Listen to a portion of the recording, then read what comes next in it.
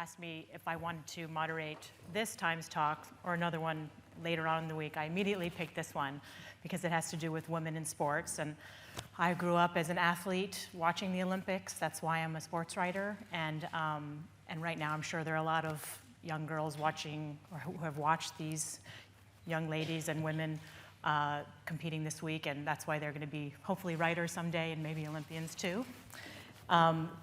We're having this panel because it's the 40th anniversary of Title IX, the landmark law that opened up doors for women in sports and education.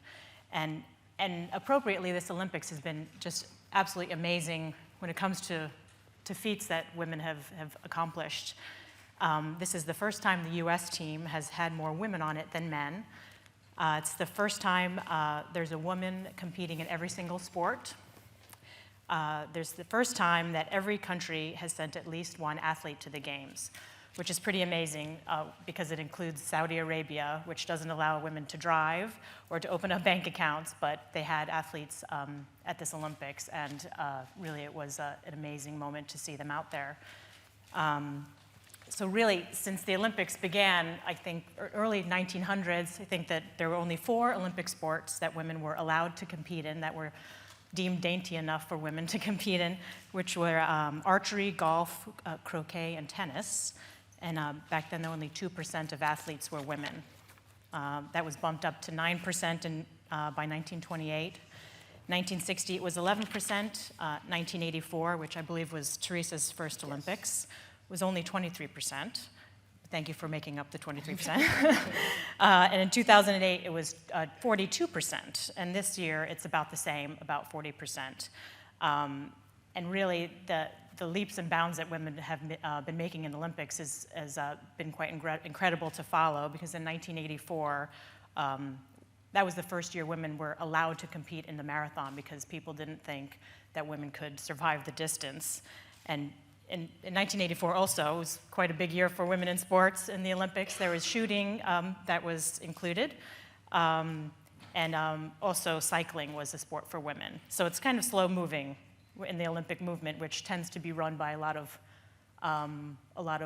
I can say this, old white men who really are kind of slow and moving along in the inclusion of women in sports. But 2000 weightlifting was added, 2004 wrestling. And this year, women's boxing was added to the Summer Olympics. And in 2014, women's ski jumping will be included, which will be pretty amazing, since a group of women had a long legal battle to get into the Olympics. So we'll be competing against the men in 2014. Teresa Edwards was a last minute addition to this panel, and I'm overwhelmed that she's here, because not only is she one of the most decorated Olympian basketball players in history, but she's also the chef de mission of the US team, which means you're a liaison between the athletes and the head of the delegation. Oh, the head of the delegation. Yeah. So she's in charge of everyone. So I mean, kind of, sort of. Yeah. Maybe they don't listen to me. Trust me. No. Can you? How has that been, and what have your roles been, and you mentioned that you have been hanging out with Mrs. Obama, so it's been kind of eventful. Well, as chef de mission, it's actually been a learning on the job thing, but I've had a whole year prior to the games to get myself, or to make myself comfortable. So throughout the USOC's ambassadors program, allowing me to meet the athletes prior to the game, at least most of them, it's been like a little more relaxed. And once we got here, just really trying to blend with the athletes, as well as being an ambassador for the games with other chefs, as well as, trying to put on my political hat that I'm not very good at. But it was wonderful hanging out with the First Lady. That was definitely wonderful. Now, in 1984, like I mentioned, that was the first games for a lot of new women's sports in the Olympics. Have you seen it? How have you seen it change since you first won your first gold medal in '84? Well, I've had the privilege of living the changes. My first one, because I was the youngest one on the basketball team in '84, I had no idea where I was and what I was doing and what women were doing. All I know is no one ever told me I couldn't be a part of something that big, so I went and enjoyed the ride. 5 Olympic Games every 4 years for me, being the Summer Games, have allowed me to grow and watch the growth of women in sport, and understanding the minor I guess, bumps in the roads that we encounter along the way in our careers. But personally, not for me, but as a whole, you feel where women are in sports as I've grown and watched the changes take place. Now, Mariel, your parents were Olympians also? Yes.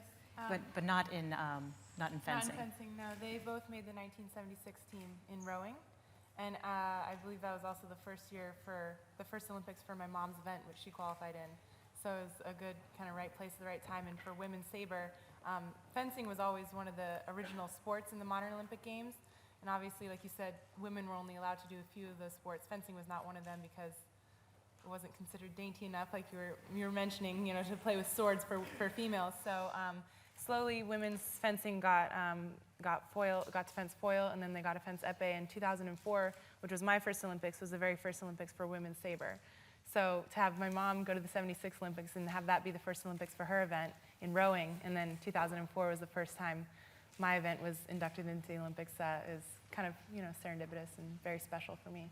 Now, when you were growing up, was she telling you all the hardships that she had to go through as a woman athlete back then? Oh, absolutely not. I mean, my mom also was kind of part of that new generation that was being able to benefit from the, opportunities that were being opened to them. She obviously had limited opportunities from what we have experienced in our sports careers, but she never really shared anything like that for me. My parents were always very supportive of anything I wanted to do. And just like Teresa, I didn't really comprehend the struggles that women were going through, because for me, it wasn't a matter of you can or you can't. It was like, I'm just going to do it because I've been told I can, and nobody's stopping me so far, so I'm just going to take it as far as I can go. And it took me to the Olympic level, and my parents were supportive of me 100% of the time.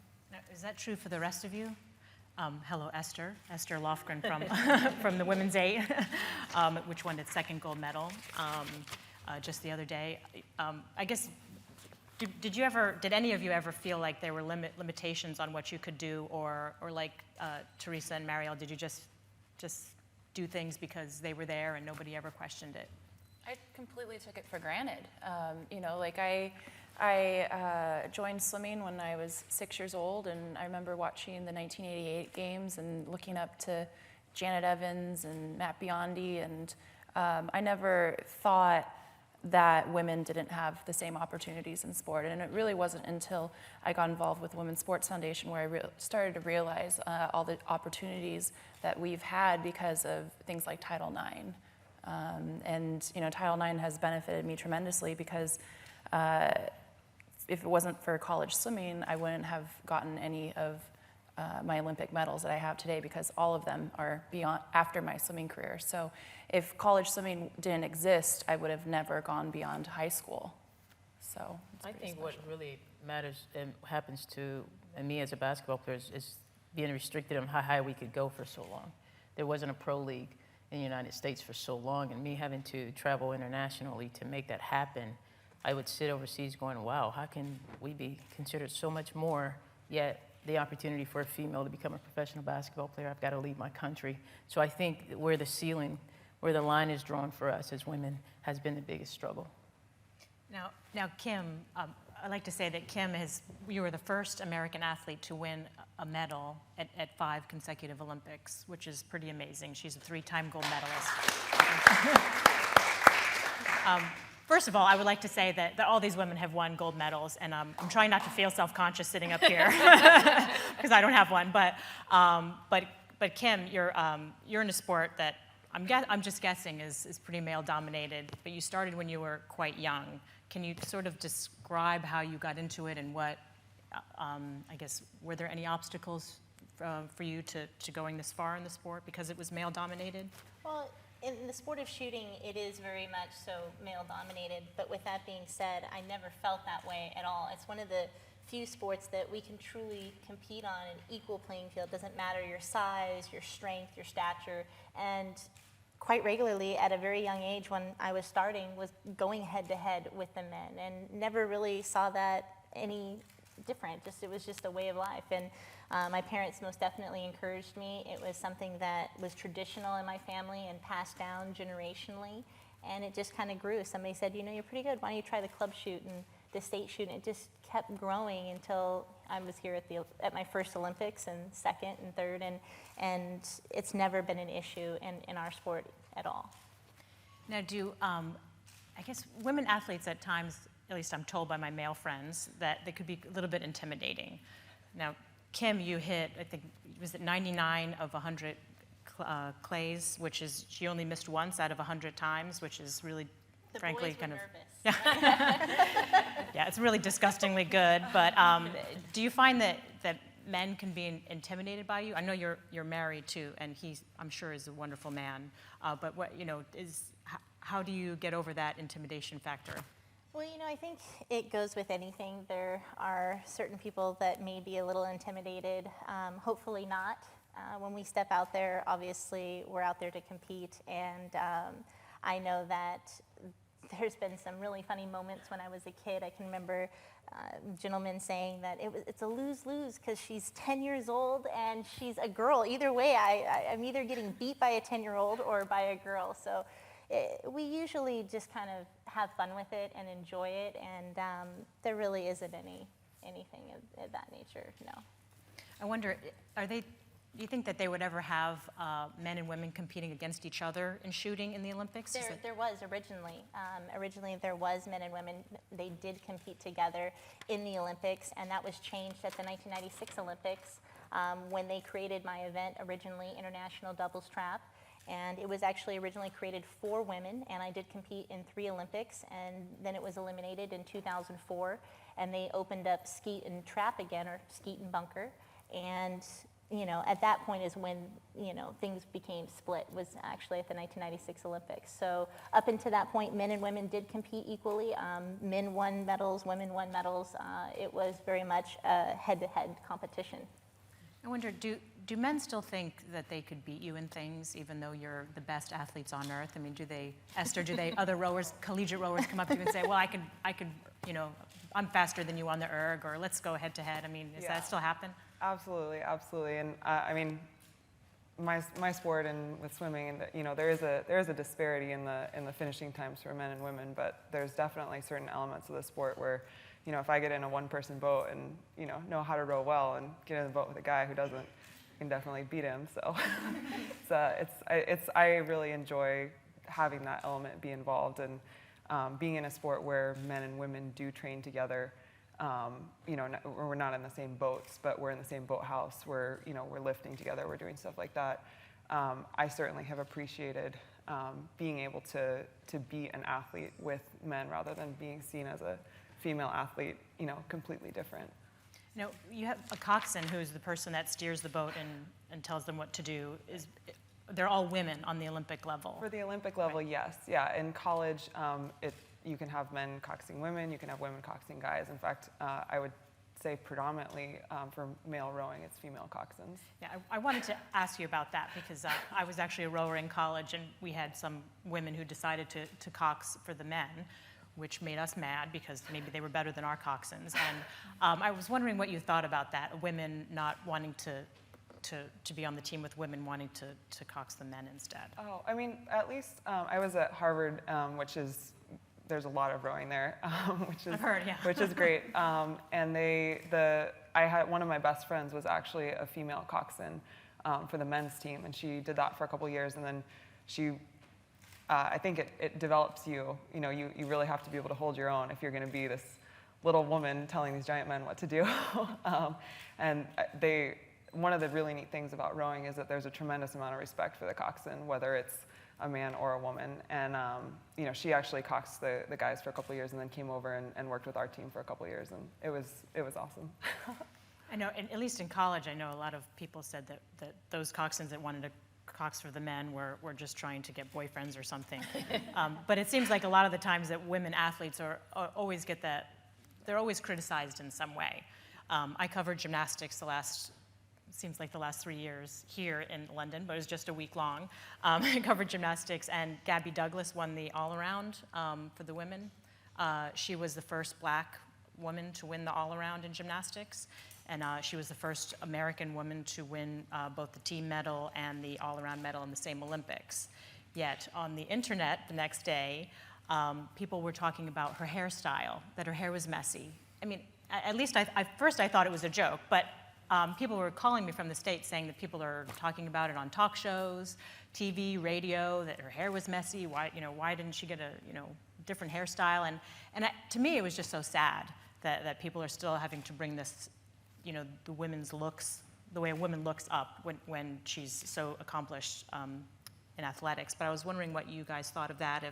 If somebody, if you ever get criticized for your looks or something has nothing absolutely to do with your athletic ability. Well, I would just like to say that, in my sport, people are shocked sometimes when they see me, I'm 5'4", walk out on the line, and usually I think people are surprised at that. They have this image in their head of what a shooter should look like. And it's usually not a girl, and it's usually someone from the South, and it's just this image that I'm not going to go any farther than that. But so when we do step out there and we do push that boundary and show them that, we can do this, we are a competitor, ultimately that's what it's about. It's about the sport, the competing, and really going head to head with the men. It doesn't really matter what the looks are or anything, and sometimes it's fun to shock them a little bit. It gives you an edge, an advantage, I think. Yeah, I noticed that you had these gold tinsel in your hair. Yes. Was that interrupting your other competitors' concentration because the glitter got in their eyes or something? I haven't heard that one yet, but it's not a bad idea. No, I'm kidding. Now, Natalie, I know this issue you must know this issue pretty well. Yes. Just about almost the sexualization of women in sports, because in swimming you're obviously out there and not much of an outfit. Right. And also this year, I think it was this year that you posed for the Sports Illustrated swimsuit / lack of swimsuit issue, and you were posed with body paint on. And I'm just interested in sort of the reasoning why you did that, and if you heard any criticism about it, or positive feedback? It was received really positively for me, and the reason that I chose to do it, it wasn't at least at the athletic spread.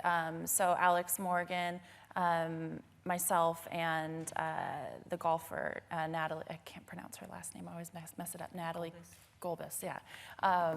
It wasn't overly sexualized like the rest of the swimsuit issue is, and so when I was asked to do it and I was told it was going to be in body paint, really it was no different than most of my suits that I wear on a daily basis, because you could see just as much as you would in a swimsuit. So I was completely comfortable, but yeah, it's interesting with competition now, and with the high-tech suits, we're pretty covered from, our race suit and then our goggles and caps, and so the looks issue is never an issue at competition, because we all pretty much look identical to the people next to us. Well, I'm not sure. One of our photographers came back with a photo of, I'm not sure what country she was swimming for, but it was like they said it was a G-string, but they didn't really know what that was. So it was a little bit bigger than a G-string. It was more like a thong.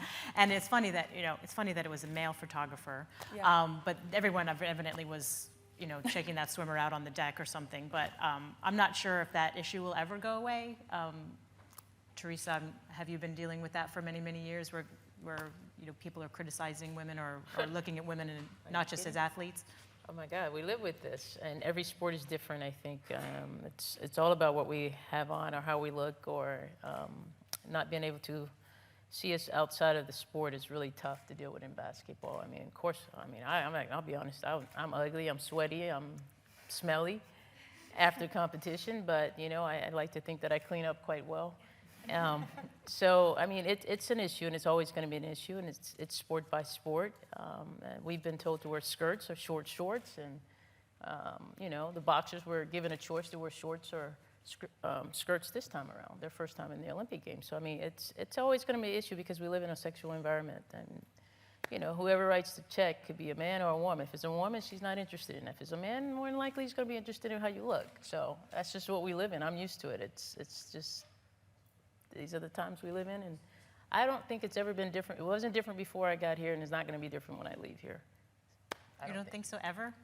I don't, well, I don't know how old I'll live, but I really don't. I think we just live in a sexual environment. And I've seen guys come out to some of the venues to take pictures. I won't say exactly which one. And just took pictures of the female in their swimsuit outfit, and it wasn't swimming. And that's it, put my camera down, then he left. So I thought, wow, I can't believe this. So, I mean, how can it change? I mean, this was a regular guy. Not all guys are bad. No. My I have husband, four my husband's brothers. here, so I have to be nice. I But, can say this. I have no sister. I have a half sister, but I grew up with 4 brothers. So I mean, I'm telling you what the guys in my world tell me. I'm not telling you something I don't know. Now, Mariel, when you compete, I wonder, do they know you're a woman underneath all those that padding? Fencing's a little bit Right. different You're than welcome. everything else because you can't hardly see our face or, really our uniforms are we're covered head to toe. It's not entirely form-fitting. It's not like I'm in a swimsuit or, out in a boat where you can see our figure, I guess. And, but that's always how fencing has been. I think back in the day, women fenced in long skirts, but now obviously for more, protection reasons, we wear the regulated uniform. But they know we're females because there's a female event and there's a male event. We look much different. We walk out not with our masks on, so you can see our faces and our hair, sticks out the back, and also we're very aggressive in our sport, and there's a lot of screaming and there's a lot of fist pumping and stuff like that. So I think if you were to watch, I know if you were to watch a male saber bout versus a female saber bout, you would know it is because of the high-pitched screaming and the the blonde ponytails flipping all over the place and stuff. So, but again, it's our sport is very male-dominated as well, and most of our referees are male. Female referees are trying to break through, and if you even look at the sheer numbers of competitors, the men's side of things have a lot more. But for us, we're just as equal competitors as everyone else is here saying. We can compete against guys just as equally if we want to, and it's fun. It's fun, and I'm not afraid to get sweaty or smelly or dirty or whatever. It's like you're out there and you're competing, and you're just as much as an athlete as everyone else who's going for the same goal. I wonder if there's a difference in like you said, the way you could tell a man in fencing is, well, that he doesn't have a high-pitched voice and long blonde hair. But I mean, in rowing, is there a way that women train that is different from the men, or is it the same, or are they more aggressive, or is it more technique, or? No, we're very similar. Similar to swimming, we do a tremendous amount of volume. We do weightlifting.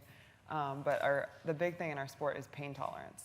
So much of what we do is just your ability to tolerate the buildup of lactic acid in your body. And so it's really interesting to hear these different perspectives from the sports, because I think that there's a lot of respect in our sport for people who are able to push through pain. And so a lot of the people who've won Olympics and stuff, you'll see the pictures of them, and it's these faces of complete anguish, and whether it's male or female, you're seeing that part of the athlete. But it's interesting because this year the women's team, we did a calendar fundraiser, and so we sort of tossed around a couple ideas. We had some photographers come down to shoot it, and it ended up being we called it Power and Grace. And it was interesting because a lot of the women really wanted to have photos of us kind of in rowing motion, or like lifting or doing these things, and the photographers said, no, like we'd like you in the smallest spandex and the smallest bra we can get, and like let's give you some 5-pound dumbbells and things like that. And so it was really interesting, and the feedback that we got from the calendar, everyone really enjoyed the rowing shots, but it was mixed. Like, I think we sold more, but I'm not sure that we it was quite all the messages we wanted to send. So you did have a 5-pound dumbbell? Is that? That was not my picture. I mean, but- is there even a 5-pound dumbbell anywhere in a rowing boathouse? I mean, does it even exist?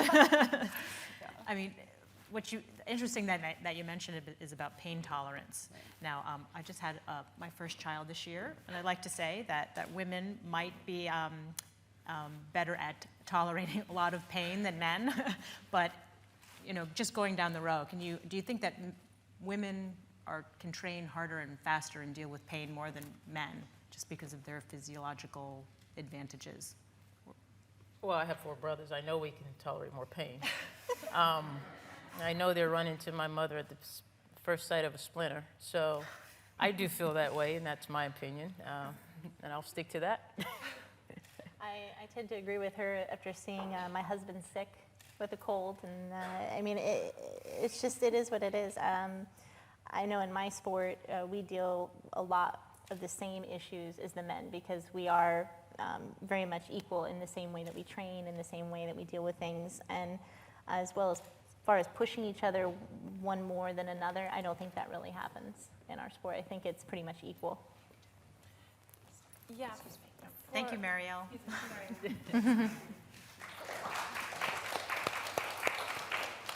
Yeah, for swimming, you know, like we were saying earlier, similar to rowing, the overall times at the races, the men do beat the women. But in training, the endurance is definitely there for the females, where the men don't have the same endurance. So our training is quite different. At least where I train at UC Berkeley, and we have separate programs there, so the men have their team, the women have their team, and sometimes I swim with the boys just because I'm getting older, and I don't need the volume that I needed when I was 18 years old, so the boys' intervals are a little easier a lot of the times, and so I like to go over there and work on my speed and power. But yeah, the training is quite different, but the girls often keep up with the boys. So endurance-wise, they actually don't do as much volume as the women? The boys generally not, unless they are a distance swimmer. But the sprint males versus the sprint females will do way more volume. And part of that might be the culture of swimming and just the history of training regimens, but generally the men do a little less and take more rest and things like that. That must be nice to see. It is nice. They act like babies sometimes. Like two of my teammates, we have, for the diving team, we have a hot shower, and at 6 a.m. they'll come out there 10 minutes before their workout and get in the shower to warm up before getting in the pool. There's no way my coach would ever tolerate the women doing that. Esther, do you think that women rowers are tougher than men? I mean, I think we can be. Oh. Sorry. I'm sorry. Yeah, I mean, I think there's certainly pain tolerant. Like our races are generally, we race 2,000 meters regardless, men, women. And so our races are about a minute longer than the guys. So in that sense, I think that we are, you're feeling that awful thing for a whole nother minute. But it's, yeah, I think it's, our training is very similar. I think there's, for us, guys kind of put on muscle more easily than we do. So we kind of have to work more for what we have. But I think there's also, yeah, I think it's maybe a little bit more equal in our sport. I think it's interesting. She said we have to work a little harder because of the muscle endurance guys have, the muscles they have. I think that was a thought. I'm a lot older than you ladies, but when I was in college, we would practice until we get it right. The guys would practice on a clock, and they'd come out and watch us and say, God, I don't see how y'all do it. Because, I mean, my coach really was crazy back then, and he would practice us until he was satisfied. So it was a big difference because, when I heard the guys feel sorry for us, I'm like, well, I guess so, because once I watched them, it was a slow warm-up. We shoot out the gate, right? So it's just a big difference in the way I think the approaches of coaches to female athletes. Most of you have you had male coaches most of your life, or female or mixed? Well, for swimming, my personal coach, Terry Macur, she was the first female assistant on the U.S. swim team in 2004, and then she was there again in 2008, and now she's the head coach of the Olympics, the women's team in swimming, which is the first time an American female has been a coach, which is so important because, with swimming, we have, I think, 49 people on the team, and half are women, half are men. And you look at the staff, and it's all men. And so it's nice to have Terry there with the female perspective because, we're different. Men and women are different, the way that they approach competition and the way that they deal with stress. And it's just nice to have a different perspective with someone in power. But growing up, I always had male coaches. Terry was my very first female coach. And I always swam with the boys. I barely had any girls in my group when growing up, just because I was elite from a young age, so I was trained with the older boys. So I've had two sides of it. What is the difference specifically between having a woman coach and a man coach? For instance, in 2008, a couple issues came about within our team where it was a pretty big deal, and the coach at the time, Jack Bowerly, who's fantastic, he's a great guy, he told us all this issue, and then he's like, okay, now you guys need to get over it. and Terry McKeever, she was the assistant at the time, and she brought it up. It's like, no, girls, women can't get over a huge issue right away. We have to talk about it sometimes and deal with it. And we have these things called emotions. And so it's nice to have a different perspective. Do you feel that way, Kim? I mean, I don't know if you had a male coach or a female coach ever. I've actually had a little bit of both. I've been coached by a lot of different people, but the majority of them being men. I have had one lady coach who actually, her name is Lori Desitoff, and she taught me how to shoot doubles. But as far as in our sport, I mean, it really never really was an issue. I never really, what the guys said versus the girls said, it was always pretty much the same, because we were always going head to head with the men anyways. It wasn't split at any time up until 1996 for me. So there was many, many years where we were competing head to head equally, and just thought it natural and normal just to go out there and compete with the guys and win. And it was something that was just natural, just normal. I never really had anything said one way or the other, and it wouldn't have really made that much of a difference. Esther, your coach is Tom Terhar, has been the coach for the women for the past 12 years. Yes. He's done pretty well for himself. I think that I know that the women's eight has not lost a race since 2006, which is a pretty amazing streak. Is it, in what ways is he different than a woman coach? I don't know if you had a woman coach at Harvard or... Yeah, so I actually have had some of the best of both worlds. My college coach, Liz O'Leary, is I think the longest tenured female collegiate coach in the country.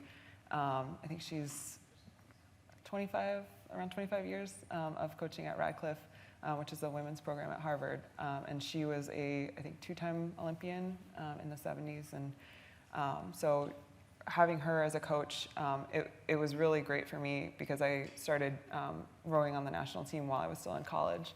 And so she kind of helped me adjust to that as a whole person. So, there was the part of me that was the athlete and the student and, and then the person. And so figuring out how to make all of my training work with both my collegiate training and national team training, she, as Natalie was saying, like the emotional part of that, I think is more there for women.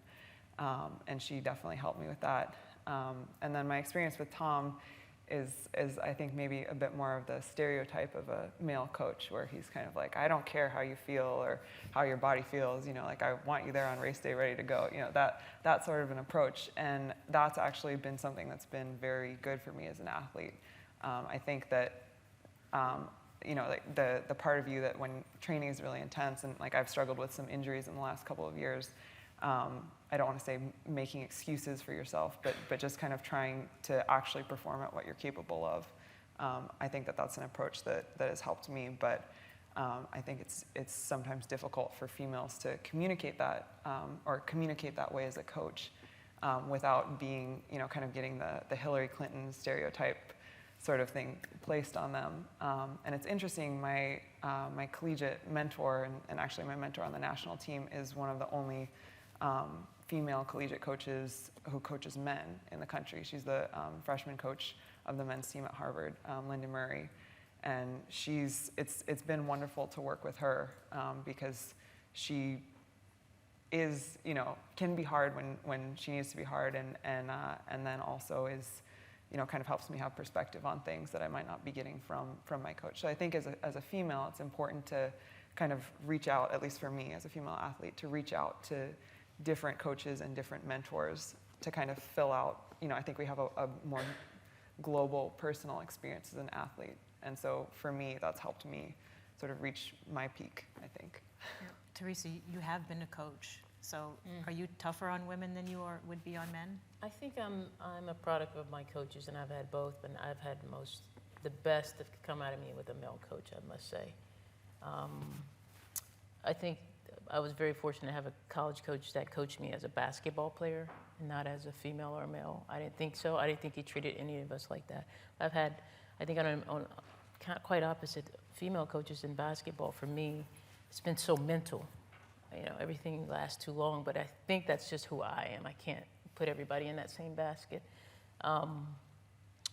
Just the type of kid I grew up to be. But I've enjoyed both. I've learned a lot from both, but I just think when I'm with the female coach, it lingers. And when I'm with the male coach, it is the short thing. And I like it. It's like, yeah, let's move on.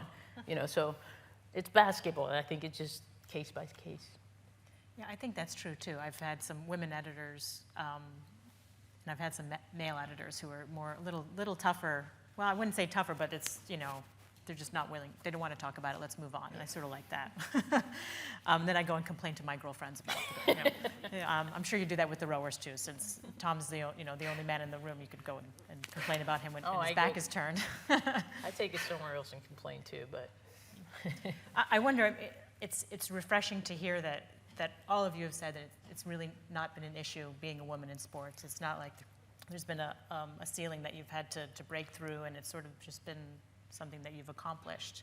I mean, throughout your Olympic experiences, I know, Esther, this is your first Olympics, so I'm not sure if you've had many Olympic experiences yet, but throughout those experiences, have you met any other women on any other teams that have inspired you, based on what they've gone through, or maybe that in their country it's not as easy for them to excel as it is here in the U.S.? Oh, me, sorry. I don't know. I'm not sure if you actually talked to other women on other teams, or if there's been a particularly inspirational athlete from another team that you sort of, look up to. Well, in shooting, we have more countries competing than ever before. It's incredible. Women competing from Egypt and various countries, and it's very inspiring to see them competing in their culture. They've come out completely normal, like how they are at home, as well as from all over the world. So we see very diversity. It's a very eclectic group of people in shooting, and it's fascinating to hear their stories. But I think the one thing that we can all say is that we have that same story. It's very traditional. It's very passed down. It's very generational in our sport, and to hear them talk about that even from their country and watch it transcend over, well, yeah, I have a very similar background as well. So it is very fascinating, and I think it's still growing, and there'll be many, many more. But that's what I can see definitely in shooting, is that we have people from all walks, from all over the world, competing head to head against the men, no matter what their cultural beliefs may be. Natalie, do you have many people coming up to you from other countries saying, you were my inspiration? Not that you're that old, but you have won 12 medals, more, equal to two other swimmers, the most medals that any American has won in Olympics. I mean, do people come up to you and say, wow, you're the reason why I started the sport? Yeah, I have received a lot of support from people from other countries, especially my grandmother's from the Philippines, so I'm a quarter Filipino, and the Filipino swimmers have definitely taken me as one of their own, and so a lot of them have come to me in the village to take pictures. And it's funny when people say, oh, I grew up swimming, or I grew up looking up to you, and I'm like, I'm only 29 now. How is that possible? But it's interesting. For so long, I was the baby on the team, and now I'm the oldest on the female squad, where our team just happens to be very, very young this time around. But That means you're a legend. Yeah, thank you. Legacy. Yeah. I wonder, in 20 years from now, how would you, Teresa, how would you like to see things changed in women's sports? Is it as good as it's going to get right now? No, or is it's there not as something- good as it's going to get because we have a generation coming. Every generation is going to be different, and I think, like most have walked into it without even knowing the struggles where women have come from. We have another generation that come behind this one. I think the toughest feat will be accepting women being the best that they can possibly be at everything, be it sports or not. The rest of the world getting over the fact that we really want to be our best at everything we do as well. Do you think that, what would you like to see change? Or is there anything that can change in shooting, since you're probably better than 99.99% of the men anyway? Well, I think it would be amazing if they opened it back up and we could compete head-to-head with the men again. Obviously, we're always striving for that, and I know personally, I compete and train with the men, and they obviously push me to be better, and likewise, it's, goes both ways. But I think you're never really satisfied being an Olympian, and we're obviously wanting more and more shooting events for both men and women, but I think that head-to-head would be great. For us, swimming is really lucky that the men and women do have the same opportunities. The one thing that I would like to see changed would be the distance event. In women, it's the 800 freestyle. With the men, it's the 1500. So that is the one change. The men do a mile, the women do a half of a mile. I'm sure there are a lot of female distance swimmers that are very angry that I'm saying that because they don't really want to do the mile, but I can see why. or the guys could do the 800, but that distance is offered at World Championships and at a Pan-Pacific Games and at Nationals and everything, but just not at the Olympic level. So to have the distance event, either add another distance event to have the 800 and the mile, or just make it equal for men and women. Anything in rowing? Yeah, I mean, it's sort of building off of what Natalie was saying. We have a significantly smaller women's squad that comes to the Olympics. We have fewer boats that compete in each boat class. I mean, we do all the same distance for everyone, but there are fewer boat classes for women than fewer boats for each class. So I think a way that our sport could continue to grow would be to, actually create equal opportunities for men and women from all the different countries that are coming to compete. And I know this group has already talked about this, but my mom was one of the first ones to compete when Title IX sort of first started coming into play in the early 70s, and she was one of the first women to row on the women's program at MIT, and to hear her stories about, they had to, if they wanted to shower at the boathouse, they had to shower in the men's showers, possibly with the men in there, there was just no locker rooms, no, secondhand equipment, everything like that. And so to compare my collegiate and national team experience, where we've had top equipment and top coaches and everything, but for her at the time, I think there were more things that she could see were disparate, and now it feels more equal, but I still think that there are lots of places for us to go with it. So, I think as we continue to expand all sports to women in different countries, and as people have more opportunities, like I think, was it Saudi Arabia? This is the first Olympics where they have women competing. Brunei and Qatar also. This is the first time they've had their I think that's tremendous. And on the one hand, I think we should absolutely commend them for that. And on the other hand, it's kind of like, I can't believe it's 2012. And so I think the Olympic movement is doing great things for women. Well, I'd like to thank these 4 women for joining us, and it's been quite an honor for me, and just to sit here with you and pick your brains a little bit. And I brought my 10-month-old daughter here, and I know that when she grows up, I'll be telling her stories about how you women won gold medals and how she could do it too. And so I wanted to thank you for everything you do for women's sports. Thank you.